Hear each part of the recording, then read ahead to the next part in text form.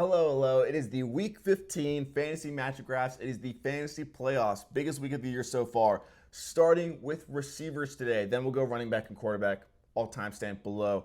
But there is about 10 shadow corners this week. The most maybe all season. I think at least this season, if not a lot longer than that. But the reason this is important, if you haven't watched these videos before, or you just never really understood shadow corner idea, a top corner on a team is 99% of the time going to be the guy that is the shadow corner.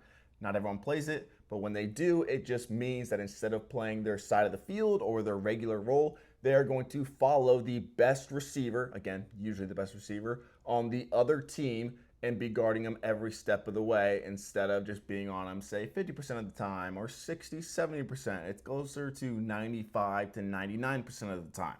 So with that, there's 10 guys here that are highlighted red. That means they're going to be shadowed by somebody, and I'll go over the details right now, especially since there's so many. DJ Moore on this right side.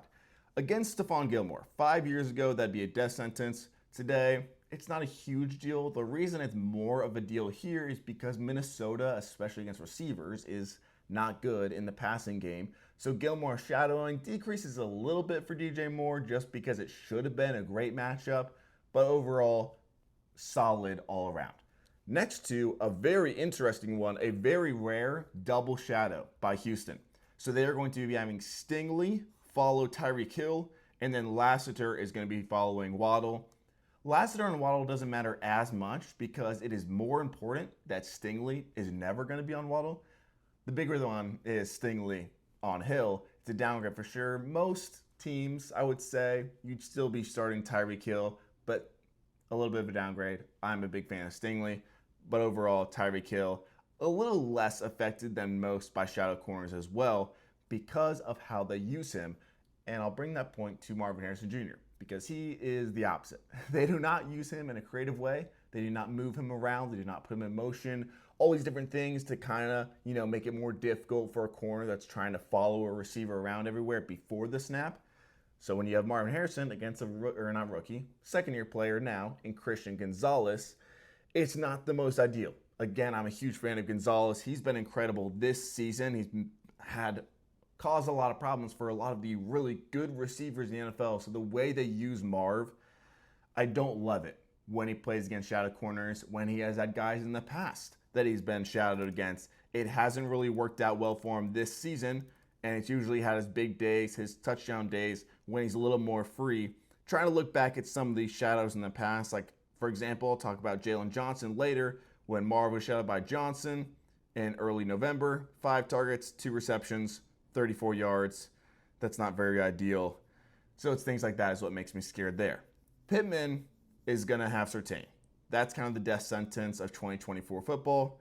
Even 2 weeks ago, I'll have it in stats later, but the reason Jerry Jeudy went off wasn't because Surtain sucked. Let's just put it that way. So Surtain is going to be on Pittman Jr. Not ideal for him at all. Collins is going to get Jalen Ramsey. Ramsey isn't much of a shadow corner nowadays. So this is another one of the surprises. The reason there's so many this week is a lot of those guys like Gilmore and Ramsey that usually don't, they are going to be this week most likely projected by very smart people. So Collins against Ramsey, definitely a downgrade. Miami against receivers hasn't been as amazing, at least in the Miami way, bad for receivers.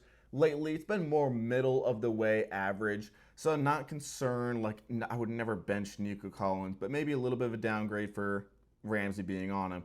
And then Porter Jr. on A.J. Brown.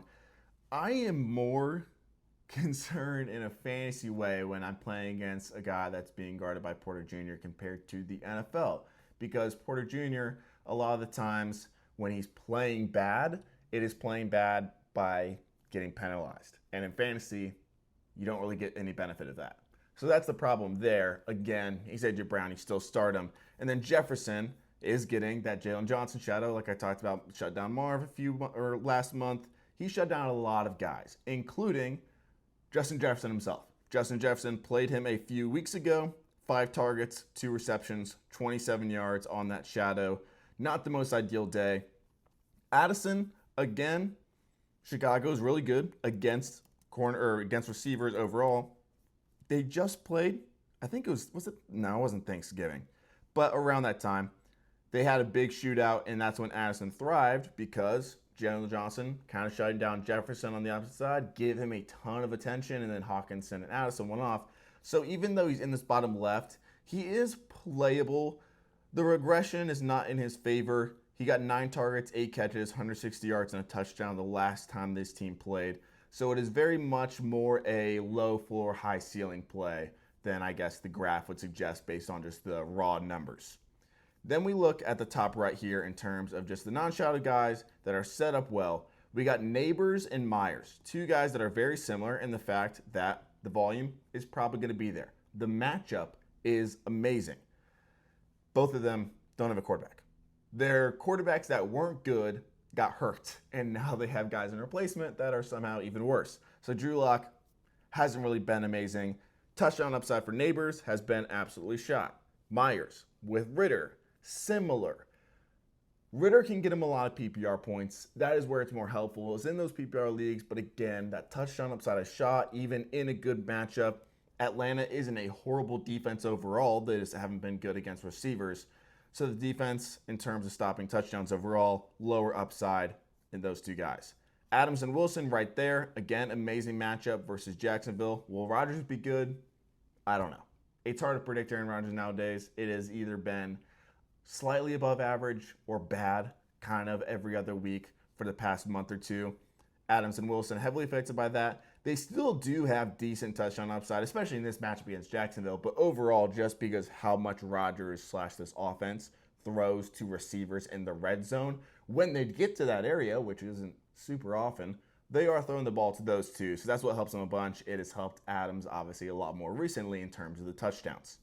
Elijah Moore is a really interesting one. The 2 Moores right next to each other. He's got Kansas City this week, and the 2 big factors in this is Tillman, in this bottom left here, is now out, and Njoku is most likely not going to play. So this passing attack that's been insane since Jameis came in doesn't really have the weapons it usually has. The other one is Judy, which on the outside doesn't have the greatest matchup, but Elijah Moore over here, as you see, he has the best matchup possible in the slot. So if you need a prayer, Elijah Moore, good answer it.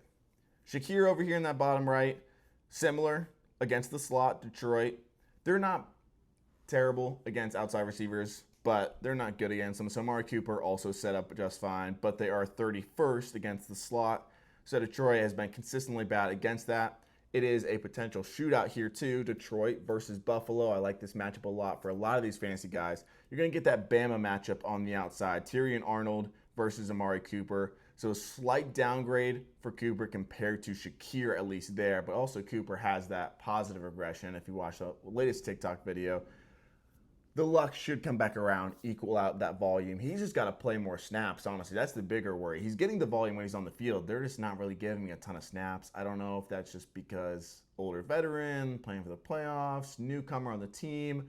But it's been a while, and he's still not getting a ton of snaps. So Shakir, a little bit of a safer play. Amari Cooper, still playable. Definitely has upside, but a little riskier. Calvin Ridley, right on this yellow-green line. Very interesting versus Cincinnati because it fits him well.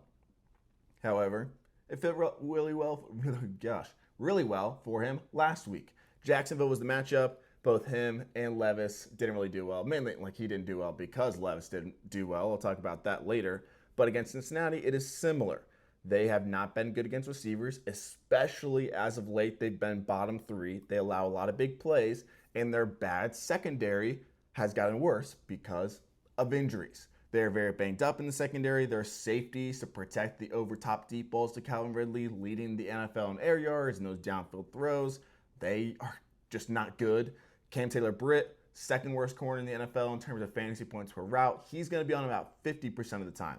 The other 50% of the time, they're going to get Josh Newton on him. He's a rookie out of TCU, 5th-round draft pick.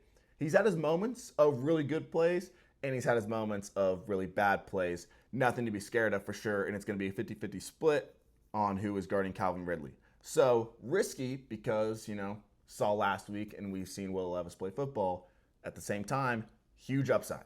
Looking at these last few weeks, we've seen a lot of bad football players, or bad fantasy players, I would say, do really well against Cincinnati, and Calvin Ridley is better than a lot of those guys that have succeeded, very much so. So Mike Evans over in this middle section now. There isn't a shadow. That's big, especially against a Chargers defense that is good. They don't really have that dominant corner to take up on Mike Evans. It makes them scared. And they are number one against tight ends. And Cade Otton, ever since Godwin's been out, has been kind of that number two guy in the offense in the passing game. He hasn't been amazing, especially as of late, but in terms of volume, helps Mike Evans in terms of them being more shut down against Cade Otton. Scares me a little bit this week. He's playable just because tight ends really aren't very good overall in fantasy. But helps Mike Evans more than it helps Cade Otton, I would say. McLaurin, similar spot right here. Overall, it's a fine matchup. The Saints haven't been good against quarterbacks ever since they cut Lattimore, or not cut him, but trade him, lost him. So Kool-Aid is going to be against McLaurin, and he's really turned it on as of late. He's been fine, and it's not anything, again, that you're scared of, but it's not really a good matchup based on the corner. About 60% of the snaps he'll be going against McKinstry there. The other 40% he'll be away from him. But McLaurin, as always, is that boom-bust type of receiver. He's had a lot of boom weeks, and in the fantasy playoffs, he's definitely helpful there. So you kind of always play him, but not anything that screams that he's going to have a blow-up week this week.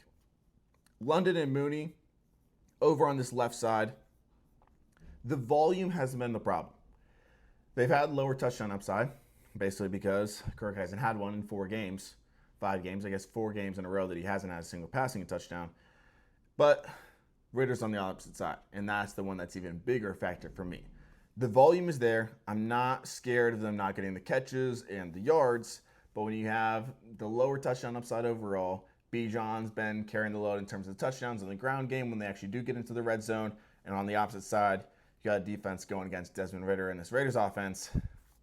It's not good because a lot of the times when London and Mooney have done well, their defense isn't doing that great. And their passing defense, as you can see where Jakobi Meyers is, has been doing that great. So they're passing the ball a lot. Is that going to happen against the Raiders? Not 100%. Metcalf and JSN over here, they're an interesting one because one is in this massive bounce back spot, DK Metcalf, and JSN is kind of in this massive regression spot. There's a difference between regression and benching a fantasy player. So I want to point that out.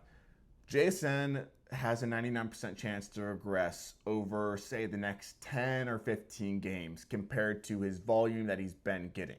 That doesn't mean that he's unstartable. It just means instead of the 21 points per game he's been scoring, it's probably going to be closer to 15. So if 15 is a starter for you, then you're still starting JSN. I'm just saying don't expect him to go out there and score 21 points for the next 4 weeks in a row again. DK Metcalf on the other side is the opposite of that. We look at this, and a lot of it is just touchdowns compared to the volume you're getting. DK, who gets historically a ton, like more than anybody in the NFL, end zone targets and red zone targets compared to the rest of his work, has 1 touchdown in the last 8 games. A lot of it taken away, a lot of it just random luck. Jason on the other side, not necessarily the complete opposite, but he's a slot receiver. You score less touchdowns as a slot receiver. Has 4 touchdowns in the last 5 games compared to 1 in the last 8. So that's where it's kind of going in opposite directions. Both are solid starts. Not the greatest matchup, obviously, but solid. Chase and Higgins over in this top left. I'm not scared one bit. Tennessee defense, yes, they've been good against receivers. They haven't been incredible as of late. They do not have Snead there, so that's a big factor in terms of a corner shutting them down or making it harder for them. It's not like it's the corners are the reason that they've been so good against receivers. A lot of it is the offense on the other side. But when you got Cincy's defense, that is rarely a problem because everybody's scoring against Cincy's defense. So the Bengals are rarely in a situation where they're not passing the ball. And they pass the ball more than anybody in the NFL in terms of total volume and over the expected just on a per play basis. So, not worried about either of them. Even Higgins, off of a week where he didn't get much volume. His volume has been incredible, the best of his career up until last week. So overall, both kind of the must-starts that they always are. At running back, Breece Hall is the one that's probably going to get the most questions. In the most simple way possible, he's Breece Hall, and he's got an incredible matchup. I know he's hurt, but my thought process is if the Jets play Breece Hall, which is looking like they are, and they really have no need to win a game, you would expect them to sit a player that is legitimately too hurt to play. They're not going to force their star running back when they don't need him or don't need a win. So I think he's healthy enough to play in just that simple logic. And when Breece Hall is healthy enough to play or playing, say, the majority of snaps, he's basically always going to be in your lineup. And he gets a matchup against Jacksonville that is great, especially for receiving running backs. They have been the worst basically all season long against receiving running backs. And recently, start of the year, they're actually kind of average on the ground. As of late, these last 5 games, they've been bottom 3 against the ground running backs. One of those reasons is because Trevor Lawrence, Mac Jones on the other side, helps running backs on the opposing team when the field position isn't as good, the scoring a little more lopsided, favors those running backs on the opposite team. Dowdle over here versus Carolina, they're basically 32nd in everything. They're 32nd against running backs on the year. They're 32nd against their rush on the year. They're 32nd against their rush in these last 5 games. They're not good. Dowdle, Cincinnati isn't the same defense as this, but they're also like depleted on the downward trajectory, and he had 130 yards on him last week. No touchdowns, but 130 rushing yards. Aaron Jones destroyed the Chicago defense like many others have on the ground. A few weeks ago when they played, 22 carries, finally got in the end zone in that game after not scoring for forever, 106 yards. They're the last ranked defensive line on the ground. The second to last ranked defensive line is the Saints. So Robinson Jr. over here. Amazing matchup, again, like the Mac Jones. Got Jake Haener on the opposite side there, so should be set up better than normal against the Saints defense. A tough one is Jonathan Taylor, because Denver, they're good matchup-wise for running backs. The main problem is all year and recently, basically whatever weeks you want to look at, they've actually been better than average on the ground. Their weakness is in the receiving game, and neither Jonathan Taylor is a receiving or Anthony Richardson throws to receiving running backs. So there's consistently not a ton of receiving work for Jonathan Taylor. So it's one of those things where it may be a little bit more of an average matchup, actually looking at it a little bit more in depth. He's Jonathan Taylor, so he's fine. It's going to be a big-time game. I think they will give him the ball a lot, but maybe not the most perfect matchup as I was earlier expecting. Hubbard over here right in this middle. Dallas has been average, actually, against running backs. Their weakness has been in the passing game, so that's good for Bryce Young and such.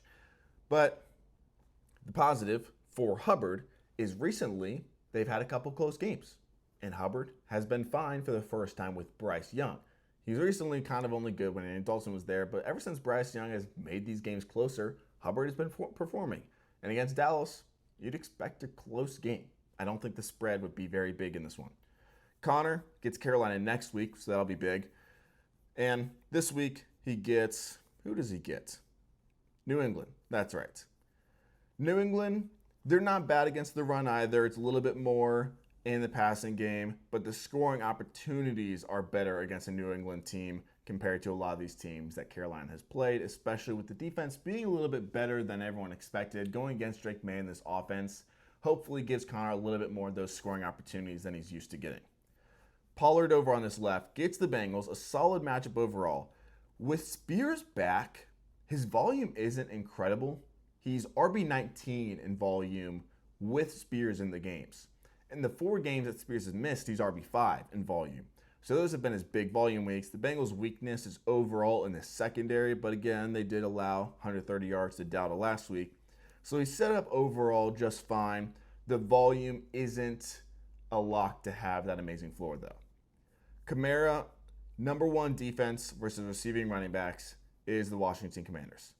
That is not ideal for a guy that kind of has relied on that as of late, especially in PPR terms. And 1, he has Jake Haener back there. 2, he's gone 7 straight games without a touchdown. When he was like dominating early in the season and everyone's talking about how he's the best pick in fantasy, he's kind of overproducing in the touchdown area. Ever since that point, he hasn't scored a single one. It's kind of gone the complete opposite way. Don't love it overall. He's still a fine start because he's Alvin Kamara, but there's a lot of worrisome things like having Jake Haener, your quarterback, the offense not really producing, they're not really having any other weapons to help get the attention away from him in the running game, all that sort of stuff. Tracy Jr. down here in the bottom left. It is also a scary spot. He's in the red for the reason. Baltimore is dominant against the run. It's not a good game script either.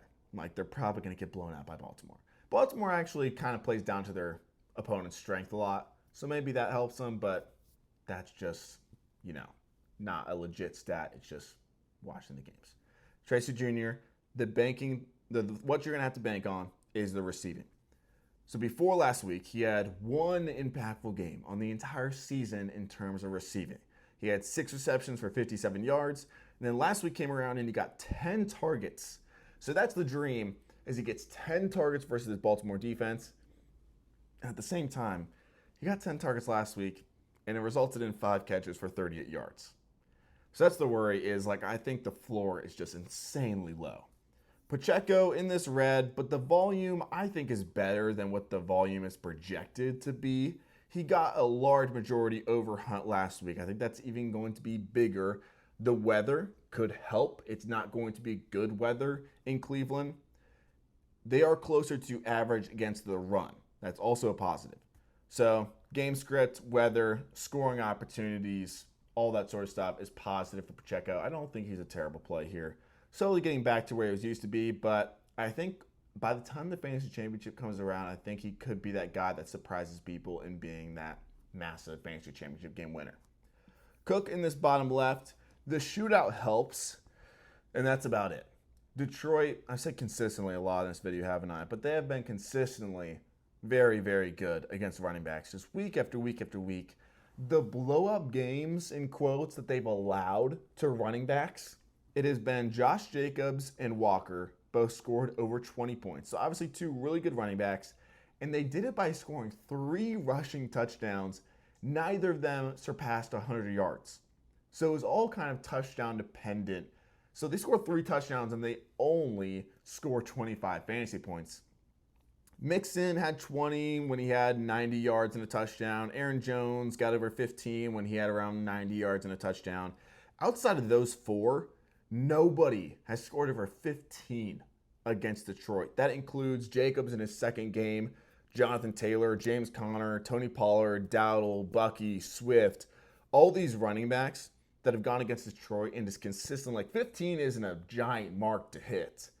And that's the scary part for James Cook, who has been more inconsistent. The shootout is kind of what you're hoping for. If you can get in the end zone once, maybe twice, I would say he's a solid start if you just need a guy to plug in and hope for that 15 points. At the same time, say Monday morning comes around and someone would tell me Joel Dowdle or James Cook, one of the 2 scored 30 points. Who do you think it was? I would probably say Rico Dowdle. The top right up here for quarterbacks, as you can see, is pretty much a wasteland. That is sad for the fantasy playoffs. Very, very sad. Everyone with a good matchup is either the quarterbacks that, aren't as good or at least lower volume. So I will say my favorite one, at least in this bottom left section, would be Herbert. He's incredible, and he's set up really well for this matchup. Overall, it's actually set up amazing for him. But the problem, he doesn't have his weapons. At least maybe. Disley's not going to play, most likely. McConkey, maybe. That is a big bump if he does get McConkey, but that's where it's scary. If McConkey and Disley sit, that's where it's definitely scary. Tampa Bay plays a ton of zone, and they are already 32nd against quarterbacks. The reason I bring up the ton of zone thing is Herbert is one of 2 quarterbacks in the NFL to be more productive again in terms of fantasy points against zone coverage than he is against man coverage. That's not common. And to go against a team that plays the most zone in the NFL is really beneficial for a guy like Justin Herbert. And just in general, it's an amazing matchup. The 32nd against quarterback, obviously. So that's set up amazing. The reason that Rodgers is also kind of put here at 32nd is because for a few of these guys that are not going to run for their lives, I don't include the rushing stats in terms of the defense against them. So the Jets, in terms of Jacksonville, their opponent, they're 32nd against the pass. So that's what I use for Rodgers. He's fine. You're not really playing Aaron Rodgers in fantasy. Levis, interesting, obviously a risk. It's tough because last week he was set up really well against Jacksonville. And again, didn't score 10 points. The 4 weeks before that, he actually scored 16 to 20 4 straight times. It's hard to pass on him in Superflex when he's playing the Bengals because the Bengals, they were fine against Rush last week. I think Rush ended up with 15 fantasy points. In Superflex, that's okay. But overall, ever since Burrow kind of had this like masterful run of these 6 weeks, part of that is because the Bengals defense has been worse and worse and worse. Like I said, their secondary getting more and more hurt after not being good. So we look at the quarterbacks. Russell Wilson scored 28 points on him. Justin Herbert, a couple weeks ago, had 25. Lamar last month, 33. Hurts last month, 35. Like anybody that's actually like good at football is putting over 25 fantasy points on him. So that's where it's like he's got a ton of upside here. Just obviously a scary floor for the fantasy playoffs. Kyler Murray, a lot of people did hold him for the playoffs. It's not a horrible matchup. I feel like I've said this so many times about Kyler specifically, but it's about as average as you can get. He's got Gonzalez on Marvin Harrison Jr. like I talked about. That isn't good. McBride is going to be his number one option. The thing for Kyler that's kind of disappointed me the most this year, for him kind of being like my preseason quarterback pick, was he just isn't rushing, which is confusing. It's more of an offensive game plan, I think, and he's making a lot of plays while scrambling. He's just not rushing a bunch when scrambling, and he's not getting any design work anymore. So those first 7 games of the season, kind of when he was at his best, he had 45 rushing yards or more, 5 out of the 7 games. Since then, the 7 games since that point, he's done it 1 time. And a lot of those games, he's had like under 10 rushing yards or around 10 rushing yards. It just hasn't helped him a bunch. The Patriots run the 3rd most man coverage in the NFL, so that can help in that area. And that's kind of the hope is you're hoping he gets like 5 fantasy points from rushing. If he scores, incredible, but it just really hasn't been there as of late. But hopefully that man coverage usually helps rushing quarterbacks, scrambling quarterbacks. That's the dream right there. McBride gets some work. Please, McBride, score a touchdown for once in your life. I love you so much, and he just never scores. And then we got Bo Nix up here, a similar spot. The reason I like Nix is not really anything to do with stats. Again, it's pretty average. The Indy defense is nothing to be scared of in the secondary. The problem for going against their secondary in fantasy is they're so bad on the ground in terms of being running against and controlling the game against them. They don't allow the biggest plays and these long touchdowns, but the success rate, if you're familiar in that stat, like that's where they're bad, and they just get run on more than any team in the NFL. So when you're a quarterback, that's obviously not really what you want, especially when his volume has been so high in this offense. If that volume decreases a little bit, we need that efficiency to bump up some. So I'm not worried about the efficiency. The one big thing that I said that wasn't a stat really, the reason I like him, is this is a must-win game. So as much as you believe in that, it is a must-win game for this Broncos offense. They got to go all out. Out of every single game remaining, week 15, 16, 17, and 18, this game, Colts versus Broncos, has the most playoff implications. It's basically down to these two for the 7th seed in the AFC. So that's why I say I kind of like Bo Nix just because of that. Jayden Daniels, it's a pretty solid matchup. Saints, the worry, I'll say it again, Jay Kaner, I'm sorry, no offense. Kool-Aid has been solid. Lattimore got traded, and that has been a big bump for quarterbacks and receivers overall. It is closer to a positive matchup for Jayden Daniels. The worry at all is not the production in the time that he gets. The worry is he going to be passing the ball in the 4th quarter? That's my problem with Jayden Daniels. Overall, I like him a lot. It's scary that way. Baker right here over in this left. Quickly Mahomes, I guess, right there. I will point out again, the weather in Cleveland isn't ideal. Lots of wind, lots of rain potential there. There was 2 games that were kind of marked yellow on the weather sheet. It was the Thursday night game, and we all saw how that went, and this Cleveland game. Baker, same thing that I talked about with Herbert, or I actually don't know if I talked about it with Herbert. Another reason I like Herbert is because it is going to be what is expected to be a high-scoring and closer game. That helps Baker, obviously, too. It is within a 3-point projection in terms of the spread. They're going to be scoring in the high 40s in terms of their total game total, is, again, the projection. So that helps them. Nobody's taking away Evans. It's in LA. Weather's not going to be a problem there. Overall, Baker's set up pretty solid for going against the number 1 scoring defense, at least. Hurts up in this top left. He's kind of hiding again behind this sign. He wouldn't be my quarterback 1 for this week. And he's Jalen Hurts. Like, obviously, you're starting him everywhere. But in terms of, say, a DFS world type thing, not my quarterback 1. He plays the Steelers, who have played a lot of rushing quarterbacks this year, and they've done really well. Lamar, twice. Daniels. They've been worse, or kind of not even that bad necessarily, but more exposed against those sit-back pocket quarterbacks like a Burrow a couple weeks ago. So Hurts, I don't love it. Hopefully Kellen Moore can get A.J. Brown more involved, and there's some stuff there. Obviously, he's always got the tush-push upside, or the floor, rather.